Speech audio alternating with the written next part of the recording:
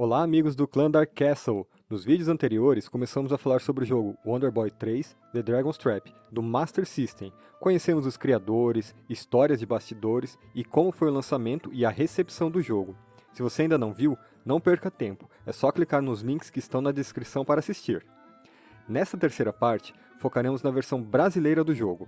Aqui, vamos encontrar muitas informações sobre a Mônica, a Tectoy, licenciada da SEGA no Brasil, e esses cartuchos clássicos que fizeram história no país. Apertem os cintos e embarquem com a gente nessa jornada.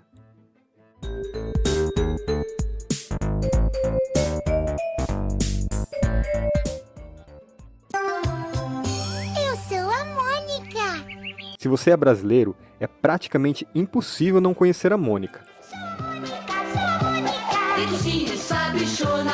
Sou Mônica! Tô teimosa, então mandona. A garota baixinha, forte, com dentes salientes, vestido vermelho e sempre acompanhada do seu coelhinho de pelúcia encardido. Não é apenas a personagem de quadrinhos mais popular do Brasil. Muito mais que isso, Mônica é um ícone pop. O que você está fazendo aqui? É que eu ouvi uma gorduchinha gritando e eu vim ver o que estava acontecendo, né? Brincadeira, Mônica. Eu vi o que aconteceu com seu coelhinho e eu acho que posso explicar. Se você nasceu no Brasil nas últimas décadas, são grandes as chances de ter usado as fraldas da Turma da Mônica quando era bebê. É possível que tenha ido à escola com mochila ou lancheira da Turma da Mônica. É capaz que tenha aprendido a ler junto com os quadrinhos dos personagens. Você provavelmente viu algum desenho animado, algum filme live action, brinquedo ou até mesmo muros de escolas infantis com desenhos que não são exatamente oficiais. Não há como ficar alheio a uma marca tão forte e tão associada com a cultura popular do país. Mônica e seu criador, o cartunista Maurício de Souza, são fenômenos que no Brasil se equiparam ao impacto que Mickey Mouse e Walt Disney tiveram pelo mundo. O pessoal levantando a mão. Quem aprendeu a ler com a Turma da Mônica? Um monte de gente levantando a mão. Isso não tem preço. Isso também, lógico, é bom porque são histórias de quadrinhos brasileiras, as que nós fazemos, que representam uma parte da nossa cultura já. E temos a responsabilidade de continuar realizando, fazendo e aumentando mais ainda o nosso universo de leitores. Leitores começam nos gibis, depois vão para livro, depois viram para escritores também, vão entrar na comunicação e vamos, com isso, melhorando esse Brasilzão aí, que está precisando cada vez mais. Maurício de Souza nasceu em 1935, na cidade de Santa Isabel, no estado de São Paulo. Desde criança, descobriu o amor pelos quadrinhos. Lia e se encantava com clássicos diversos da nona arte, como Flash Gordon, Fantasma, Brucutu, The Spirit, Luluzinha, Príncipe Valente, Pinduca e muitos outros que faziam sucesso nos anos 40 e 50. Começou a pegar gosto por desenhar e nunca mais parou. Aos 18 anos, foi contratado pelo jornal Folha da Manhã, atual Folha de São Paulo, onde começou a trabalhar como repórter policial. Sua paixão pelos quadrinhos era tão evidente que ele chegava a ir para o trabalho vestido como Dick Tracy, o detetive das tiras criada por Chester Gould. Em 1959, Maurício de Souza teve a sua primeira oportunidade como quadrinista. Ainda na Folha da Manhã, ele lançou uma tira com seu primeiro personagem, Bidu, um cãozinho baseado em suas memórias de infância. Em 1960, Bidu ganhou uma revista em quadrinhos própria que teve 8 edições, produzido pela editora Continental. Mas Maurício não parou por aí. Como sempre teve interesse por quadrinhos dos mais variados gêneros, ele criou muitos novos personagens para o jornal na primeira metade dos anos 60. Ainda em 1960 surgiu Cebolinha, um pequeno garoto que fala errado, ou elado, baseado no amigo de infância de Maurício. Ele logo começou a estrelar tiras próprias. Em 1962, estreou Piteco, um homem das cavernas em tiras que satirizavam os costumes humanos na época da pré-história. A Turma da Mata era composta por vários animais vivendo sobre uma monarquia comandada pelo rei leonino. O pequeno tiranossauro Horácio, com suas histórias filosóficas em busca da mãe, representava o alter ego do criador. A Turma do Penadinho mostrava como era a vida e a morte de fantasmas e monstros simpáticos que moram no cemitério.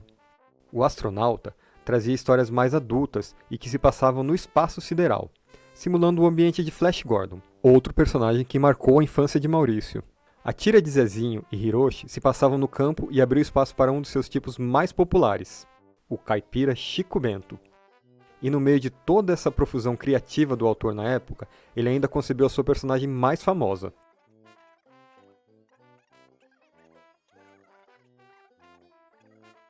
Lá fazendo as tiras e estava olhando a minha casa em Mogi, a criançada brincando, a Mônica, a Mariângela e a Magali, as três filhas minhas, eu olhando e me inspirando no que estava vendo, acontecendo.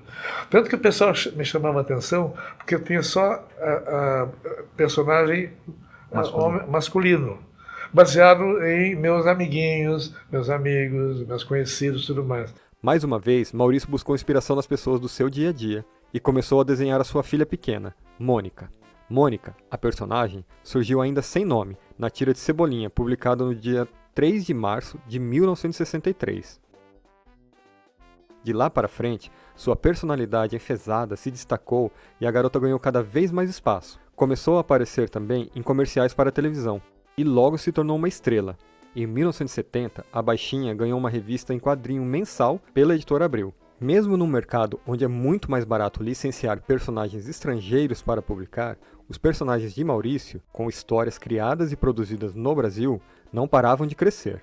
Logo, vieram revistas regulares de Cebolinha, Cascão, Chico Bento e Magali, além de vários almanacs com outros personagens, muitas edições especiais, livros. Álbuns de figurinha também foram publicados. Mônica ganhou também uma revista destinada ao público adolescente, no estilo dos mangás, os quadrinhos japoneses, a Turma da Mônica Jovem, que alcançou o surpreendente número de 500 mil edições vendidas em uma única edição, mais que o dobro de quadrinhos norte-americanos mais vendidos naquele ano. Completando 65 anos de publicação ininterrupta, os personagens de Maurício venderam nada menos do que 1,2 bilhão de revistas em quadrinhos. Os números são impressionantes. O autor criou mais de 400 personagens e atualmente publica 14 revistas mensais, totalizando 1.200 páginas por mês produzidas pelo seu estúdio. A Maurício de Souza Produções aposta também em produtos para várias faixas etárias, desde crianças bem pequenas até o público mais velho, que cresceu lendo os quadrinhos dos personagens. As criações de Maurício também foram publicadas em vários países ao redor do mundo, como Grécia, Alemanha e Itália. O dinossauro Horácio marcou presença no Japão em um jornal da Sanrio, marca de diversos personagens fofinhos como a Hello Kitty.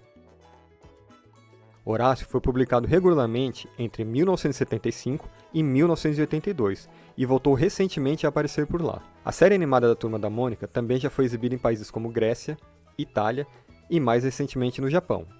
Mônica!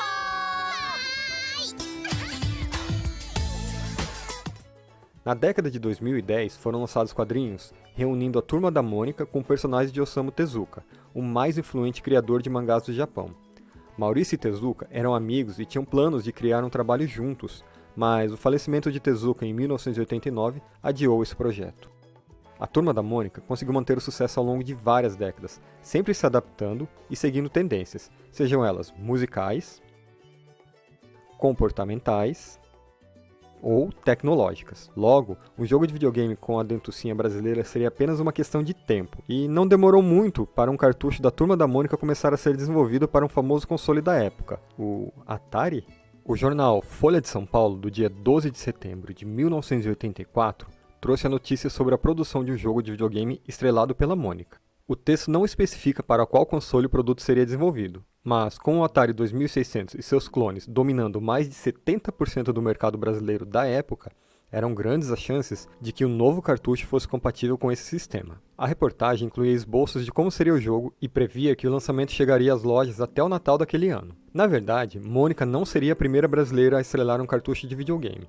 O personagem Didi, do programa humorístico Os Trapalhões, já havia protagonizado um jogo para o Odyssey, Didi na Mina Encantada, de 1983. O produto aproveitou também a temática do lançamento do recente filme do grupo, Os Trapalhões na Serra Pelada, que tratava da garimpagem de ouro que acontecia na época na região da Serra Pelada, no Pará. No caso de Didi na Mina Encantada, nem foi preciso alterar nada no jogo original, que se chamava Pick X Pit. Afinal, o Odyssey era um console ainda limitado. Os gráficos eram bem mais simples e podia-se assumir tranquilamente que aquele personagem pixel era mesmo Didi. As alterações ficaram por conta apenas da embalagem e do manual do jogo. Ainda na reportagem da Folha de São Paulo sobre o jogo da Mônica, Luiz Gonzaga Assis de Luca, diretor de marketing do Maurício de Souza Produções na época, declarou: "Fizemos questão que os personagens não ficassem descaracterizados no videogame. Muitas empresas quiseram usar o rosto de Cebolinha e da Mônica para embalar cartuchos de videogames já existentes, sem o personagem aparecer na tela de TV, mas recusamos esse tipo de merchandising. Queremos que nossos personagens sejam os mesmos, tanto no cinema como nos jogos." O cartucho seria desenvolvido pela empresa Gadget, mas, no entanto, nunca acabou sendo lançado, e a chegada da Turma da Mônica aos videogames teria que esperar mais um pouco.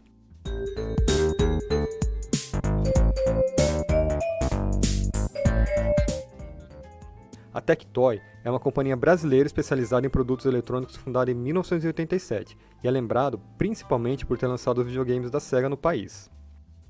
A história da empresa começa quando Daniel Dascal, um executivo da Sharp do Brasil, deixou seu emprego para atuar como consultor autônomo na área de produtos eletrônicos. Neste processo, ele identificou que um segmento de mercado ainda não trabalhava com alta tecnologia: os brinquedos. Dascal então criou a Tectoy para atuar nessa área em sociedade com Evadim, distribuidora da Mitsubishi. Logo no primeiro ano, o executivo Stefano Arnold também deixou a Sharp para fazer parte do quadro de sócios e comandar a área de marketing. Com o falecimento de Dascal em 1994, Stefano Arnold assumiu a presidência da companhia. O primeiro produto lançado pela Tectoy marcou também o início do relacionamento da empresa com a Sega, a pistola Zillion. Essa pistola era similar a um jogo de paintball, mas ao invés de tinta, ela usava tecnologia com raios infravermelhos para atingir um alvo preso ao peito do adversário. A Sega batizou o brinquedo com o nome de Zillion, por soar futurista, significando zilhão, ou seja, um número incontável. Para divulgar o produto, a Sega bancou a produção de uma série animada em parceria com a Tatsunoko Production, que foi exibida no Japão em 1987. A nave Opa Opa, do arcade Fantasy Zone da Sega, inclusive participa da animação. E o protagonista, JJ, aparece até jogando o Master System em um episódio. No Brasil, a Tectoy encomendou uma dublagem em português para o anime e conseguiu exibi-lo no maior canal de televisão do Brasil, a Rede Globo, e também em horário nobre na TV Gazeta. Minha avó é que tinha razão. Ela costumava dizer que o ser humano não é Deus. A empreitada deu certo, o anime fez sucesso e a Tectoy conseguiu vender muitas pistolas, até mesmo mais do que foi vendido no Japão. Zillion ganhou até um álbum de figurinhas com uma história em quadrinhos criada no Brasil. Com o sucesso da pistola Zillion, a Tectoy conseguiu a licença para produzir no Brasil o console de videogame caseiro da Sega, o Master System. O Master System começou a ser vendido em território brasileiro em setembro de 1989. O produto chegou com diversos anúncios para revistas e comerciais para a televisão em uma campanha agressiva de marketing avaliada em $2 milhões. A tarefa não era fácil. O mercado brasileiro era tomado por diversos clones de videogames, sobretudo do Atari 2600 e do Nintendo 8-bits. Esses aparelhos encontravam respaldo na Lei de Reserva de Mercado, definido pela Política Nacional de Informática, que teve vigor no Brasil entre 1984 e 1991. O objetivo da lei era proibir a importação de produtos eletrônicos e fortalecer o desenvolvimento de uma indústria local. Porém, na prática, isso favoreceu também que empresas brasileiras fabricassem equipamentos ou publicassem softwares replicados de projetos estrangeiros. Assim, as fabricantes produziam muitos consoles e cartuchos com preço inferior, sem precisar investir muito em tecnologia, sem pagar royalties aos desenvolvedores e sem a necessidade de seguir altos padrões de qualidade. Sendo uma representante oficial, a Tectoy precisava encontrar novas soluções para se destacar na concorrência e se firmar no mercado. O primeiro passo foi um esforço de marketing para divulgar o diferencial do console, o acesso à tecnologia em 3 dimensões através dos óculos 3D. Outra tática foi a criação da Hotline, um serviço telefônico para fornecer dicas aos usuários. A empresa implantou também o Master Club, que depois se tornou o Sega Club, para fidelizar ainda mais os clientes, fornecendo uma carteira de sócio e enviando pelos correios um jornal periódico com informações sobre os lançamentos, dicas e recordes de pontuação. A Tectoy também produziu muito material para divulgação em revistas especializadas e realizou concursos para promover os produtos. Além de comerciais de TV, a empresa também teve um quadro de dicas e lançamentos no programa de variedades Video Show. Chegou a ter merchandising no Master System até na novela Tieta, que foi um estrondoso sucesso na época e era assistida por mais de 2,5 milhões de domicílios. Houve ainda um programa chamado Play Game, apresentado por Gugu Liberato, que era uma parceria entre a Tectoy e o canal SBT, onde crianças participavam para ganhar prêmios e até entravam dentro do cenário do jogo. O resultado desse trabalho de marketing foi excelente. O Master System chegou a 200 mil unidades vendidas em pouco mais de um ano. Diferente do que aconteceu no Japão e nos Estados Unidos, o Master System se tornou um grande sucesso no Brasil. Isso era uma ótima notícia para a Tectoy, mas também vinha acompanhada de um grande problema. Vale lembrar que quando o console foi lançado no Brasil, em setembro de 1989, o Japão já havia descontinuado sua produção, e os Estados Unidos estavam seguindo o mesmo caminho. Ou seja, a Tectoy corria o risco de ficar sem novos jogos para lançar. Felizmente, o Master System teve fôlego maior na Europa, e isso garantiu o lançamento de bons títulos que foram lançados naquele continente. Mas a Tectoy não podia correr o risco de ficar sem novos cartuchos para o sistema, e começou a trabalhar em jogos específicos para agradar o público brasileiro. O primeiro grande projeto foi a tradução do RPG Phantasy Star. Como RPG é um gênero que depende muito de leitura e compreensão de texto, o jogo seria muito mais acessível para as crianças brasileiras se fosse lançado no idioma nativo delas.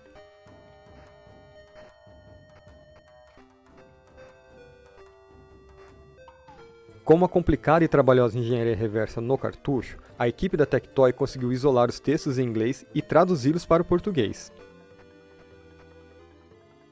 O produto foi um sucesso e repercutiu muito bem na imprensa brasileira graças à tradução e também porque os jogos de RPG ainda eram novidade. As boas vendas e a experiência da equipe de engenharia na alteração de jogos abriram caminho para novos projetos. A Tectoy lançou outros títulos traduzidos, como Phantasy Star 2 e 3, Shining in the Darkness e os jogos da série Carmen Sandiego. Depois de traduzir Phantasy Star, a empresa passou a fazer adaptações oficiais de jogos da SEGA, alterando textos e sprites para usar personagens populares no Brasil, como Mônica, TV Colosso, Geraldinho e o herói mexicano Chapolin Colorado. Essa ação teve um impacto positivo nas vendas, já que personagens famosos chamavam mais a atenção das crianças. Na sequência, passaram a trabalhar em jogos completamente inéditos, feitos do zero, como a versão para Master System de Street Fighter 2, a coletânea de minigames 20 em 1 e Férias Frustradas do Pica-Pau, com o personagem dos desenhos animados. Outra estratégia para não deixar o Master System sem novidades era a de converter títulos do portátil Game Gear para rodar no console. Como os dois aparelhos tinham o mesmo processador e muitas similaridades, essa operação permitia aproveitar ótimos jogos da biblioteca do Game Gear que foi produzido por muitos anos depois do fim do Master System no exterior. Com o passar dos anos, a empresa passou a oferecer novos e novos modelos do console de 8 bits da SEGA, barateando a produção, oferecendo maior portabilidade e também incluindo vários jogos na memória interna. O Master System é comercializado até hoje pela Tectoy. São 35 anos de venda ininterrupta, marca que não foi alcançada por nenhum outro console em nenhum país do mundo. Só no Brasil foram vendidos 8 milhões de unidades. Somando aos 13 milhões do resto do mundo, o Master System alcançou uma marca de 21 milhões de consoles vendidos.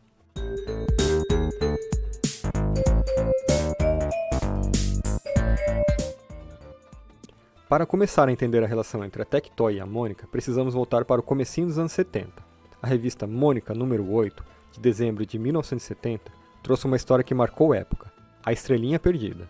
Na aventura, Mônica e seus amigos precisam ajudar a Estrela de Belém a voltar ao passado para cumprir sua missão de anunciar o primeiro Natal. Nos anos 80, a Maurício de Souza Produções investiu fortemente em filmes e a história da Estrelinha Perdida ganhou uma versão em desenho animado. A animação A Estrelinha Mágica foi exibida na televisão no Natal de 1987.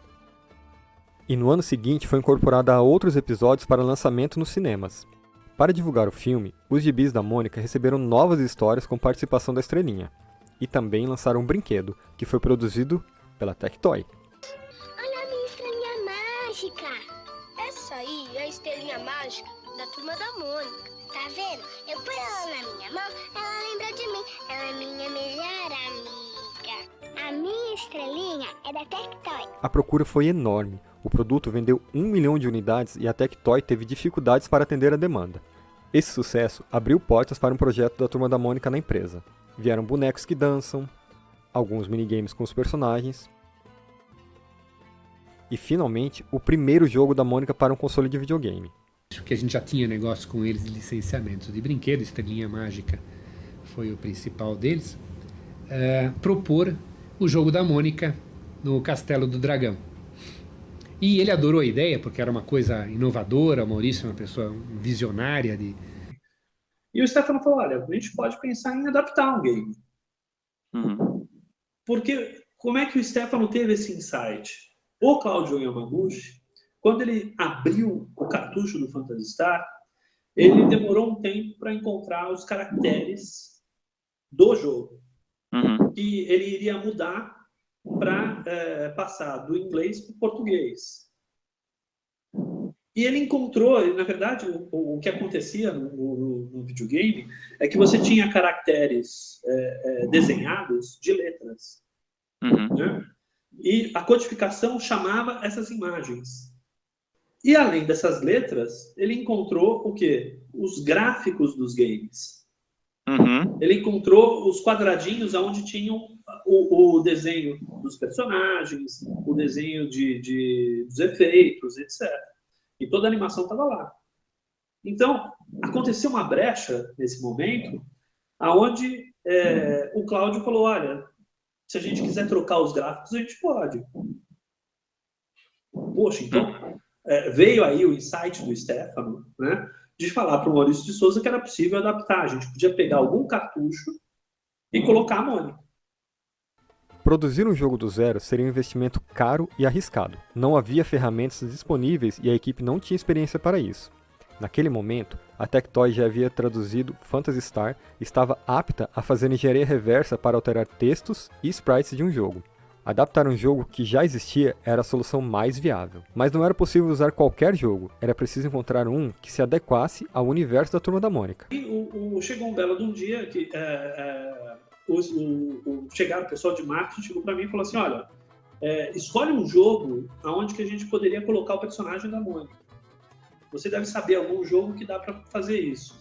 Aí eu investiguei alguns jogos que ainda não tinham sido lançados na época e eu vi um que realmente dava para colocar os personagens. O jogo escolhido foi Wonder Boy in Monster Land, de 1988. A versão do Master System era uma adaptação da Sega para o arcade da Weston e tinha cenários coloridos e um estilo de arte que parecia se encaixar com o dos quadrinhos de Maurício de Souza. Ainda que o primeiro Wonder Boy já tivesse sido lançado pela Tectoy, a continuação não havia saído no Brasil. Uma foto do Wonder Boy em Monster Land já havia aparecido num panfleto da Tectoy com títulos estrangeiros, mas nunca chegou às lojas brasileiras. E, a princípio, quando mostraram o personagem da Mônica, ou o personagem que era o Wonder Boy, né, com uma espada na mão, o Maurício, ele simplesmente falou, olha, eu adorei a ideia, eu gostei do jogo, achei as cores incríveis, achei o jogo incrível, mas a Mônica não pode, de forma alguma, segurar uma espada na mão. A Mônica é uma criança, ela não pode bater com uma espada em nada, né? Vai contra a filosofia do personagem. Aí eu liguei de volta para ele, falei, bom, mas a Mônica tem um coelhinho, não tem um Sansão, um coelhinho azul que ela dá porrada em todo mundo? Ah, não, esse coelhinho, e contou isso para mim. E se a gente substituísse a espada pelo coelhinho? Perfeito. Aí levamos lá para o pessoal do Alexandre, tudo que vocês fizeram pode começar de novo. E era um trabalho que você tinha que colorir os sprites manualmente. Era um trabalho insano. As pessoas não... Né, algumas pessoas falam, vocês pegaram o Wonder Boy, trocaram... Né, vai ver o trabalho que deu para fazer. Né? Não tinha tecnologia naquela época. Naquela época você tinha que fazer o negócio no braço. E assim nasceu Mônica no Castelo do Dragão.